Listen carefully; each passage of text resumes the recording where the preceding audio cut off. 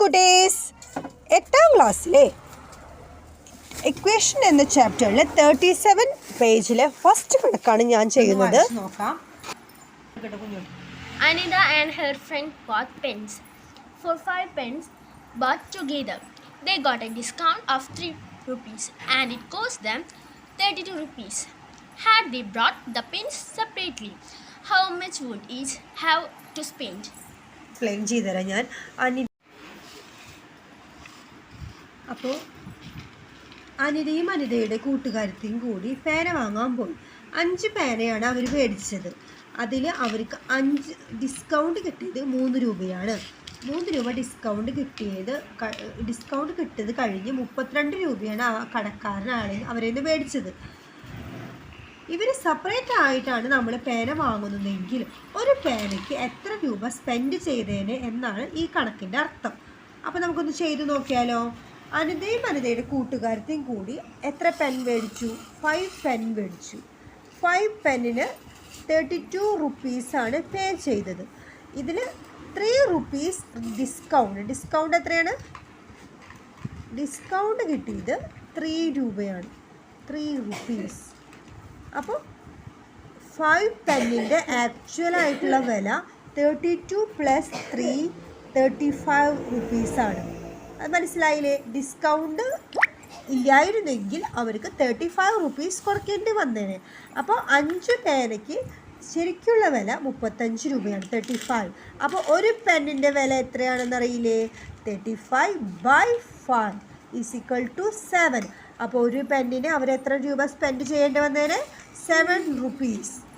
ഈ കണക്ക് നിങ്ങൾക്ക് മനസ്സിലായില്ലേ? വളരെ സിമ്പിളായിട്ടുള്ളൊരു കണക്കാണ്. മനസ്സിലായില്ലേ കുട്ടികളെ? അപ്പോൾ ഫസ്റ്റ് കണക്ക് കിട്ടിയ സ്ഥിതിക്ക് ഞാൻ സെക്കൻഡ് കണക്കിലേക്കാണ് പോകുന്നത്. അപ്പോൾ സെക്കൻഡ് കണക്കൊന്ന് വായിച്ചു നോക്കാം. The perimeter of a rectangle is 25 meters and one of its side is 5 meters. How many meters is the other side? ഇതിൽ പറയുന്നത് ഒരു പെരിമീറ്റർ റെക്റ്റാങ്കിളിൻ്റെ ഒരു പെരിമീറ്റർ 35 മീറ്ററാണ്. റെക്റ്റാങ്കിളിൻ്റെ പെരിമീറ്ററിൻ്റെ ഫോർമുല നമുക്ക് എല്ലാവർക്കും അറിയാലോ. 2 × L + B അല്ലേ? 2 × ലെങ്ത് + ബ്രെഡ്ത്ത് ആണ് ഒരു പെരിമീറ്റർ, റെക്റ്റാങ്കിളിൻ്റെ പെരിമീറ്റർ കാണാനുള്ള ഇക്വേഷൻ. നമുക്കതറിയാം. അപ്പോൾ അത് എത്രയാണെന്ന് നമുക്ക് പറഞ്ഞു തന്നേക്കണേ. 25 മീറ്റേഴ്സ് ആണെന്നാണ് കണക്കിൽ പറഞ്ഞിരിക്കുന്നത്. അതിൽ ഒരു സൈഡ് നമുക്ക് തന്നിട്ടുണ്ട്. ലെങ്ത് ആണോ ബ്രെഡ്ത്ത് ആണോ എന്ന് നമുക്കറിയില്ല. നമ്മളിത് ബ്രെഡ്ത്ത് ആയിട്ട് എടുക്കണം. ബ്രെഡ്ത്ത് = 5 മീറ്ററാണ് അവർ തന്നിരിക്കുന്നത്. മനസ്സിലായില്ലേ? അപ്പം നമ്മൾ ഈ 5 മീറ്റർ പിന്നെ എന്താണ് അവർ കാണാൻ തന്നിരിക്കുന്നത്? How many meters in other സൈഡാണ് കണ്ടുപിടിക്കാൻ തന്നിരിക്കുന്നത്.